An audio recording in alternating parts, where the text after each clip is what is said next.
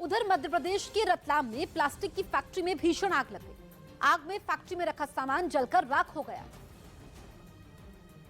आग इतनी भीषण थी कि उसकी लपटें और धुआं कई किलोमीटर दूर से दिखाई दे रहा था। आग कितनी भीषण थी इसका अंदाजा इसी से लगाया जा सकता है कि सूचना मिलते ही दमकल विभाग ने रतलाम जिले के साथ ही आसपास के जिलों से भी आग बुझाने की गाड़ियां मंगवाई।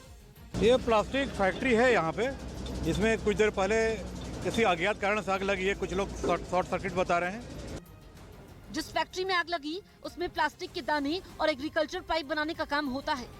प्लास्टिक फैक्ट्री में भीषण आग लगी और आपको देख सकते हैं मेरे पीछे ये आग का वो कहर है जो करीब 2 घंटों से यहाँ पे लगातार जारी है। और ये वो भयानक मंजर है जिसे बुझाने के लिए रतलाम के साथ ही आसपास के क्षेत्रों से भी बड़ी संख्या में दमकल की गाड़ियां यहाँ पे बुलाई गई है। हालांकि आग लगने की वजह अभी तक साफ नहीं हो पाई है और प्रशासन आग से हुए नुकसान की आंकलन की कोशिश कर रहा है। उधर सुकेश चंद्रशेखर से जुड़े 200 करोड़ की ठगी के मामले में अभिनेत्री नोरा फतेही ने अपना बयान दर्ज कराया। बताया गया कि इसके लिए उन्होंने खुद दिल्ली पुलिस की अपराध शाखा से संपर्क किया और बयान दर्ज कराने की बात कही थी, जिसके बाद दिल्ली की पटियाला हाउस कोर्ट में मजिस्ट्रेट के सामने नोरा फतेही का बयान दर्ज कराया गया। सुकेश चंद्रशेखर मामले में नोरा से ईडी पहले ही पूछताछ कर चुकी है। उधर अमेरिका के अलाबामा राज्य में उठे बवंडर ने कई जगहों पर जमकर तबाही मचाते हुए 6 लोगों की जान भी ले ली। वहां के मौसम विभाग के मुताबिक एक दिन पहले राज्य में कुल 23 बवंडर दर्ज किए गए थे। आशंका जताई गई कि आने वाले दिनों में वहां फिर बवंडर उठ सकता है, जबकि अभी लोग एक दिन पहले मची तबाही से ही निकल नहीं पाए हैं, क्योंकि ये बवंडर जहां से भी गुजरा वहां अपने पीछे तबाही का मंजर छोड़ता चला गया, जिसकी कुछ तस्वीरें अलाबामा राज्य के सेल्मा शहर से भी सामने आई, जिनमें जमीन से आसमान की तरफ कई फीट ऊंचा बवंडर उठता दिखाई दिया, लेकिन उसने जगह जगह भारी तबाही मचाई। इससे कई इमारतों को बुरी तरह नुकसान हुआ, जबकि कुछ मकानों की छतें उखड़कर जमीन पर आ गिरी। एक तस्वीर में तो वहां का एक इलाका खंडहर में तब्दील नजर आया। ताकतवर बवंडर ने बिजली के खंभों को भी जमीन पर धराशायी कर दिया, जिसके कारण राज्य में 50,000 लोगों को बिना बिजली के गुजारा करना पड़ा।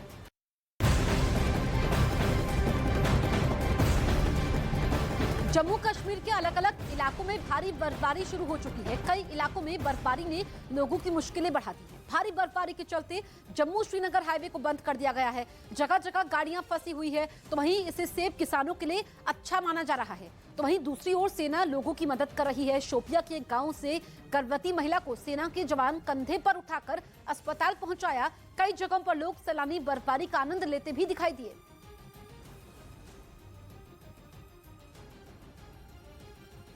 जम्मू कश्मीर में कड़ाके की ठंड जारी है। कश्मीर के कई इलाकों में भारी बर्फबारी से जनजीवन बुरी तरीके से प्रभावित है, तो वहीं सेब के किसानों के लिए ये बर्फबारी काफी मुफीद मानी जा रही है। ये तस्वीरें जम्मू कश्मीर के शोपिया इलाके की हैं, जहां बर्फबारी से किसानों के चेहरे खिल गए हैं, तो वहीं सैलानी भी इसका आनंद ले रहे हैं। सेब के किसानों का कहना है कि बर्फबारी से इस बार की फसल बेहतर होने की उम्मीद है। बहुत अहम चीज़ मानी जा रही है हमारे हॉर्टिकल्चर सेक्टर में। हमारे बागों को यही सैराब कर रही है। वहीं दूसरी ओर सेना बर्फबारी में फंसे लोगों के लिए मददगार साबित हो रही है। सेना के जवानों ने भारी बर्फबारी के बीच शोपिया के एक गांव से गर्भवती महिला को कंधे पर उठाकर अस्पताल पहुंचाया।